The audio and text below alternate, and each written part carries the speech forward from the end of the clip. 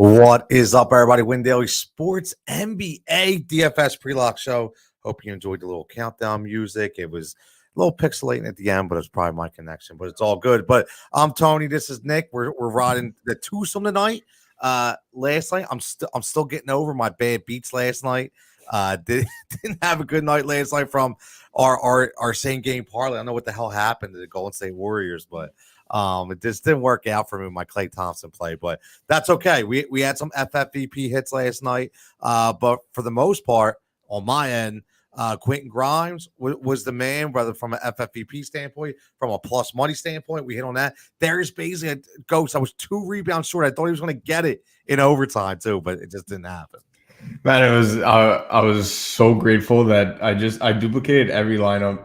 I don't want to say at the last minute. It was, it was a bit before the show, and I duplicated every lineup and just copied everything and just swapped Sabonis for Randall in every single one of them. Wow. And thank goodness I did that. Thank goodness I did that because I couldn't decide between the two. Like you even saw on the show, like for my core, it was Sabonis or Randall at that $9,600, $9,700 power forward spot, and I really couldn't decide between the two. And I just said, I'm just going to run every single lineup I have with one of each. And that for me was the key because Sacramento shot 30% from the field and it was an absolute disaster that game. So thankfully, it ended up paying off. That's for sure.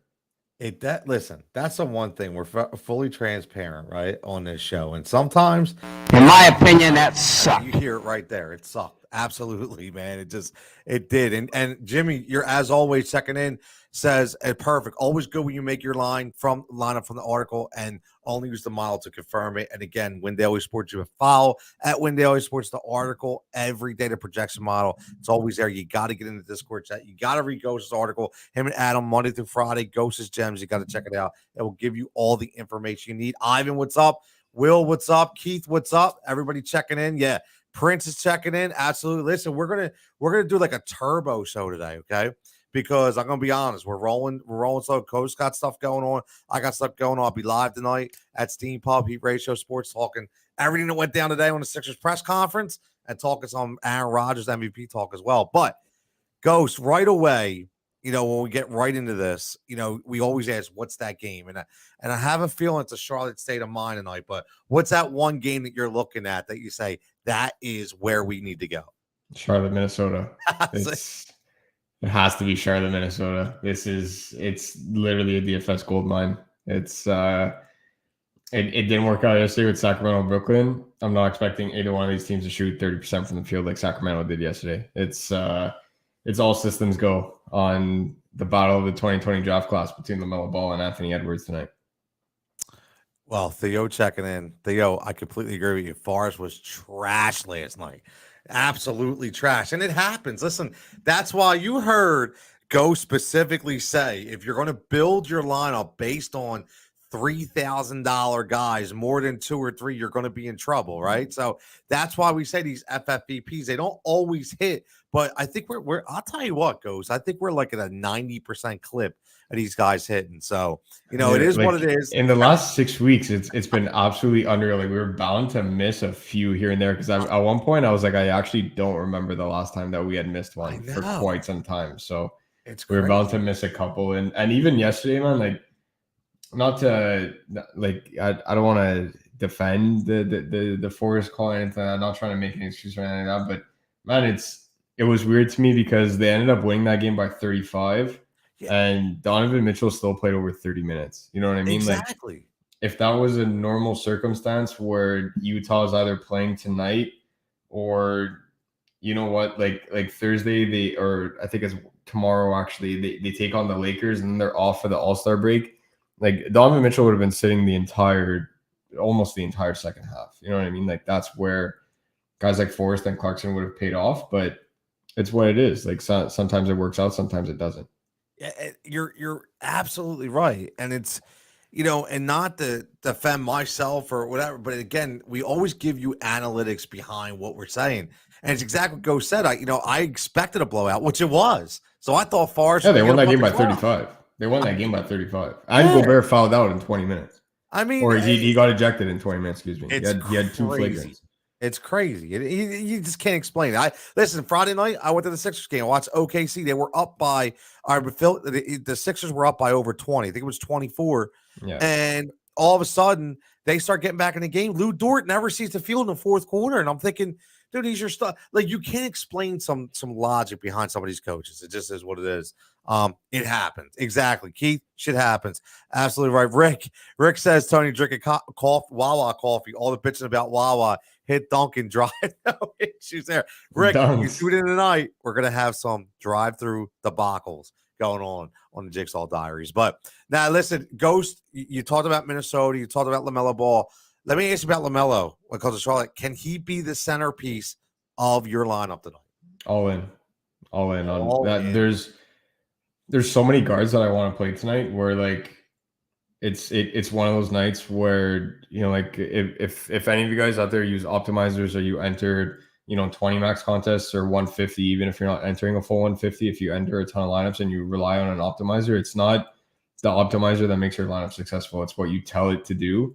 That's where optimizers become useful. And if you need help or anything like that, hit us all up in Discord. We'll be able to help you out with setting the rules that you want to have. Setting groups is key, etc. And for me, one of the groups that I have is just 5 to 6 of these guards, and I'm using 3 of them in every single lineup. And LaMelo is the one that I have the highest exposure to in all of my lineups tonight. So it's all systems go on LaMelo Ball tonight in the best game environment on the slate. And on top of that, no Cody Martin for the Hornets, as weird as that sounds. For anybody that knows how much Cody Martin is tilting in the DFS world to this Hornets rotation, he is out again tonight with an Achilles injury. So it's all systems go on LaMelo Ball tonight.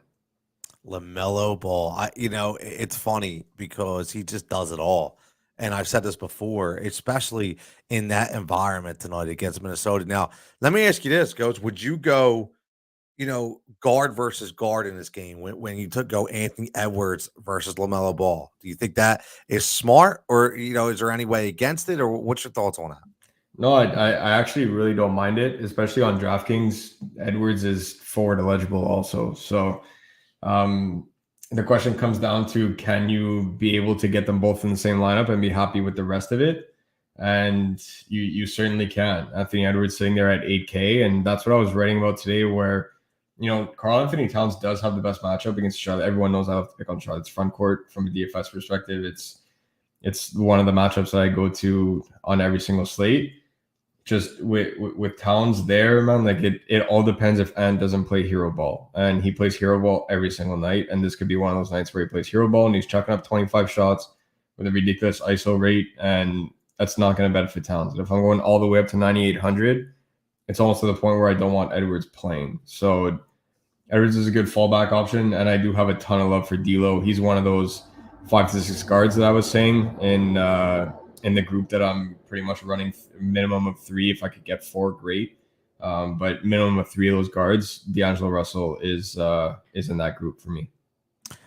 Listen, you gotta love, because he's going to jack up threes. He's going to jack up threes. And when you talk about Cat, I mean, come on, is Mason Plumlee going to be the guy who stops? Yeah, absolutely. He can't stop anyone. So it's like it's a really good spot for Cat in the absolute dream game environment, right? So that's the thing. And Cat's props are absolutely through the roof and on every single book right now. And Vegas knows what they're doing. And his props are absolutely bonkers right now. So I know that when and this is why you will never hear me mention trends. And when I do, I'm usually laughing before, and I say that it's for you guys that are listening or watching, because I know some people love to hear that. And I'm not a trends guy. I'm not a over the last 10, every single game is different when it comes to pro sports. I don't care what somebody did yesterday. I care about what they did today. Because if that was the case, are we never going to play Sabonis again because he played bad last game? Are you never going to play De'Aaron Fox again? Are you never if you're missing out on someone based on what they did yesterday or the day before, you're going to miss an explosion game. So I understand Charlotte hasn't been giving up a ton of points to opposing centers, but man, when you're looking at who they're playing, they played Steven Adams. They played the Isaiah Stewart and the Pistons, and that front court is ridiculously crowded. The Raptors don't even have a true center, so that game doesn't even count. Bam Adebayo is a third option on that offense right now, as good as he is, and I would take him on my team any day. It's Butler, it's Hero, it's Lowry, and it's Bam. Like, it's very crowded behind Jimmy Butler. The Cavs, is it a Jared Allen night? Is it an Evan Mobley night? We don't know. The Celtics don't have a scoring 5 in Robert Williams. He's a defensive guy. Clippers don't have a true 5. Lakers don't have a true 5.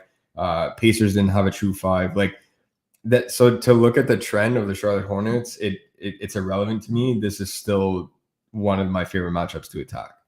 I like it. And Prince second says, Cat greater than Embiid tonight with a question mark. This is what I will say. Right? This is what I will say. I as much as I love the matchup with Cat, until Joel Embiid stops his MVP campaign run, and until everybody's not jumping off. Right now, I'm going to give you a little hint here. Right now, 14% owned. Okay, that's based off our project window. 14% owned. It's not a huge number. Okay, and he's going to drop 60 to 70 DK points.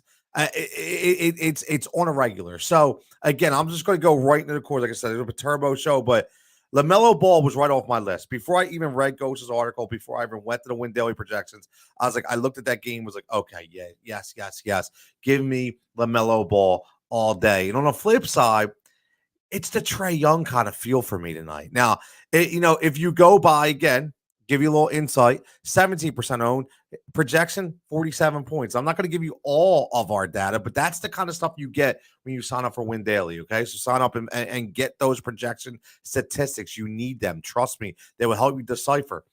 And the other point is it's got to be Joel Embiid.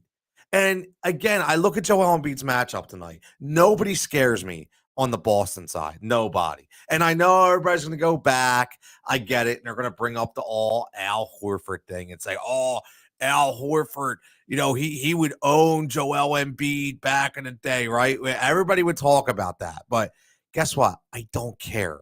Right now, this is a different Joel Embiid. So for me, these three is the way I'm building the blocks of my lineup. Now, before I get to your core, let me ask you one question, Ghost. One name I want to ask you about is Halliburton tonight. I asked you this about Karis LeVert last week when he debuted for Cleveland, but just getting, into this lineup with Halliburton for Indiana, what do you expect minutes-wise and production from him tonight? He's one of the 6 guards that I have in that group that I have a lot of tonight. There you go. I have a lot of Halliburton tonight. A lot of Hallie exposure, man. A lot of Hallie exposure. Ghost, here's your core right here. So 2 Hornets and Timberwolves, not 2 from each. It's just, it felt weird writing Timberwolf because when it's singular, anyways. So 1 from each side minimum. For me, it's all chips are in on LaMelo Ball. And then Lance Stevenson at 4K, filling in nicely for an injured Chris Duarte.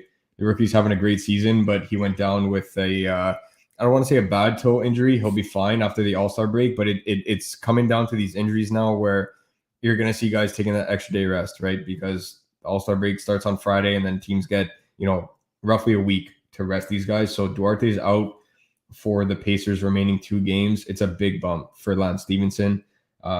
Given the situation that I just described with people resting to take that extra week, I don't foresee Malcolm Brogdon making his return before the break. I really like Lance Stevenson at 4K. And then the second game that I have the most exposure to is the New Orleans-Memphis game. It is absolutely going to shoot out. CJ McCollum is one of those 6 guards alongside Tyrese Halliburton and everyone else that I've mentioned thus far. If Ja Morant is a go, he grades out ridiculously well for me, and I am interchanging both he and Trae Young in a ton of lineups as well because Trae Young is also in that 6-guard group. It's Trae Young, Ja Morant, CJ McCollum, that's 3, LaMelo Ball, Tyrese Halliburton, and Darius Garland is the 6th. That's the game that if you guys, hopefully you read the full article, don't just skim over the honorable mentions, please. That means that I will be getting exposures to those games as well. Cleveland, Atlanta is very high on my list, and that's a pure tournament game because, I don't want to say that nobody's going to be playing it. There will be some exposure to it, but if you put a decent amount of chips on that game, you're going to be looking good when it tips off at 7:30 Eastern. So those are my 6 guards tonight, and I will be trying to roster as many of them as possible in every single lineup. I love it. It's so funny because, and we're going to get right to the FFVPs. Like I said, this is a turbo show tonight. You already had. It's funny because I was looking and I was going right towards the Stevenson factor. Not only did you put him in your core, but look what Ghost is doing. Ghost is going FFVP Lance Stevenson tonight at 4,000. Man, I love this. I absolutely love it. It's a great value. It's great value. It's too good to pass up on. And no, I'm not playing him at the point guard spot because I have trouble fitting the 8 guards that I got to email DK. I got to let them to, allow me to play 8 guards tonight because I don't want anybody else. But that's just what it is. Lance Stevenson, also small forward eligible. So I absolutely love that. He is, somebody that I have a ton of, not only just because of positional eligibility, but I absolutely love those cheap small forwards. Yesterday was Seth Curry and Bruce Brown. And I know I was eating it from the chat yesterday about Seth Curry, but I will take the victory lap there, showing out in his debut. So for me, it was Seth Curry and Bruce Brown yesterday at a very bad small forward position. Today it's going to be Lance Stevenson. If it pays off, great. If it doesn't, we're on to tomorrow. And touch on Lindell Wigington. I assume when people hear this name, they're likely going to say, who is that? Or will he even see the court? Right. And both of those things are likely not good reactions when it comes to your DFS lineup. But the truth is the Bucks have a ton of injuries. With Giannis back, gone are the value plays like the Noras of yesterday, who did very well. But this is very similar to the Ty Jerome play of yesterday, where it's a guard coming off the bench who's a high usage guy. And the key here for the Bucks is that they have enough guys on the wings and in their front court. They don't have anybody coming off the bench in this backcourt because Pat Connaughton is out for the next 4 to 6 weeks minimum with a finger injury. George Hill and Wesley Matthews have both been ruled out for this game. Lindell Wigington is that guy to be able to spell off some minutes from Jrue Holiday and Chris Middleton and Grayson Allen as well. So at this stone cold minimum on DK, it's tough for me to use him because he's only point guard eligible, and I have trouble fitting in 3 to 4 guards, let alone the fact that I want to play 8. But if you're going elsewhere with your studs in the front court, you want to pay up for Joel Embiid, for example, Lindell Wigington is somebody that I would highly consider at the stone cold minimum. Listen, again, everything you say, man, I love it because we all look at these guys and listen, anybody can go on there and just go, all right, who's at 3,000, right? But if you don't know the basis behind the logic of the $3,000 number, you're not going to have a prayer. It's going to be a crapshoot, like going to the craps table, not knowing how to play. So you got to dive deep into it. And that's why, again, I'm going to go eye test for my FFVP. And that's watching the game last night with the Clippers and the Warriors. And I'm going to go Nicholas Batum. And the reason why, because he played 30 minutes last night and gave you 31 DK points. And again, the Clippers dealing with a ton of injuries. This dude was not worried about shooting up the rock with dudes in his face, throwing up threes like they were haymakers, man. So that's the kind of guy that I want. And again, it's all about the usage rate. Last night, he was 4 of 7 from 3, 57%. Okay, got you 31 for 29, right? So he's getting realistically 25 plus minutes because of the use. And against Phoenix, they're going to have to score. They're going to have to keep up with them just like they did last night. So I know it's a back-to-back. I get it. Even more of why I like Nicholas Batum tonight at 3,500 because I think his usage rate is going to be very, very high tonight. Now, Ghost, go right. I'm going to take a break tonight from the props for profit. Maybe I'll throw one out, later on for the Phoenix and Clippers game. Not sure. I did hit on Grimes last night. I just missed on Darius Baisley by the 2 rebounds, but Ghost always hot. So Ghost is starting right off. Here you go, and Trae Young, which is in my core 10 plus assists, man, plus money. I like this. Look, so if you want to go a bit safer, I absolutely hammered Trae Young over 8.5 assists, but I got that at minus 105 in the morning. I texted Mike like first thing in the morning there and said Trae Young 8.5 is way too low, and I have him close to 10, if not right at 10. So it's a little dicey, but we want that plus money. Shift it up to 9.5 or 10 plus if you're doing the same game parlay, and you can get it up to plus 145 depending on your book. 8.5 assists is going to be the Trae Young prop that I prefer. But again, it's juiced up to minus 130 on some books, and I grabbed it at minus 105 right now. The value's gone there. At that point, you might as well take 10 plus, because if he needs 9, you just got to hope for one more. So 10 plus against the Cleveland Cavaliers. I absolutely love that game environment. It's a great number. I like it. And then you're going. Listen, It's my boy. Ghost loves It's my boy. something, man. My I boy. loved it. So I will say this: I will be double dipping the chip if Ja Morant goes in this game. Right now, Ja Morant props are off the book. If you want to bet this prop, bet it right now. Like, bet it while you're listening / watching to the show, because if Ja Morant goes, all these props are coming off the board, and the lines will shift, right? So, and then on the flip side, should Ja Morant be ruled out, which I don't think will happen, but in the event that Ja Morant gets ruled out, this prop is going to be probably come back on the board at minus 125. So if you want to grab it now. Desmond Bane over 19.5. Whether Ja goes or not, Desmond Bane has been really hot from deep. You guys know how much I love his game as pretty much a 3-and-D wing that plays the 2. Very similar style player to Dylan Brooks, who I absolutely love as well, on the same team, who's still out with an injury. Can't wait to see him take the court again. Very favorable matchup against Devontae Graham. And you guys know when I used to say point guards against New Orleans, that was Devontae Graham before CJ McCollum came to town. Devontae Graham slides over to the 2. It's Desmond Bane that gets that exact same matchup against Devontae Graham that we've been picking on for the last 6 months. Over 19.5 for my boy Desmond Bane tonight, and my second favorite game on the slate. I love it. And listen, and here's the thing, before we get out of here, so everybody knows, the best part about this is the 2 games that are on Ghost's radar and mine as well is Charlotte, Minnesota, Memphis, New Orleans, and both of those games are 8:00 starts, which is even perfect. It gives you enough time. But like you said, remember, DFS is a little different, right? DFS, those numbers are in there. They're not going to change. But when you're talking about the books, if you want to get those overs or you want to get those big numbers, you're going to have to do it early before those people come out and they lock up all the bets. So make sure, that's why we're going to get out of here early so you guys can go do that. Big plus money bets.